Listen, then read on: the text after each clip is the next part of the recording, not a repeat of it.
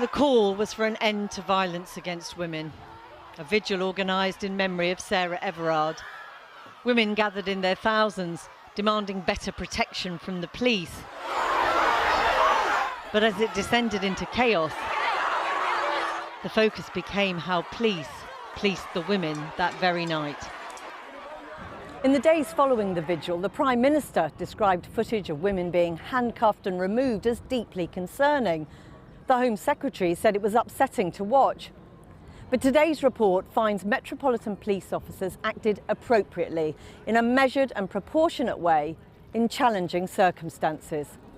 Today, though, campaigners said the report from Her Majesty's inspectorate told a very different story from the women and the pictures on the night.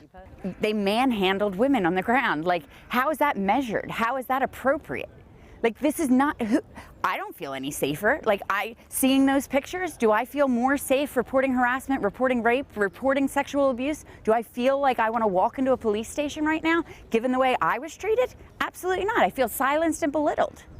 The original vigil planned for that Saturday had to be cancelled after a dispute between organisers and the Met. But women came anyway. The inspectorate report says as day turned to night, things changed. With dense crowds and little social distancing, it says officers were justified in responding as they did. In terms of the report, I'm pleased that officers who were working on the night were shown to act thoughtfully, with compassion and with incredible restraint in really difficult circumstances. Quite a torrent of abuse from people, but they patiently pleaded with people for some considerable time before explaining and then eventually taking some enforcement action. The Home Secretary, who described these scenes in the Commons as upsetting, struck a different tone today.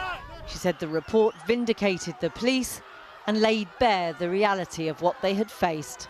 I stand by the police and I back the police, and I know how difficult it is and has been difficult to police throughout this pandemic. They've put themselves in harm's way throughout this entire pandemic, and the sad fact of the matter is, as we saw on that night and as the reporters reflected upon as well, police officers were assaulted, they were subject to violent abuse, including many female police officers.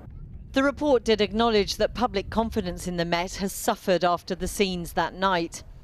And although campaigners have since met with the Met Commissioner, Cressida Dick, there's clearly some way to go before that damage is repaired. Now, you met with the Commissioner on Monday. Yes. What reassurances, if any, did she give you? Absolutely none. I asked for the fines to be waived for the women that were here, and I was told absolutely not. There's clearly no lessons learned from what has happened here, although any of us can see that lessons really, really need to be learned, and that the systemic misogyny in the Met has to be addressed.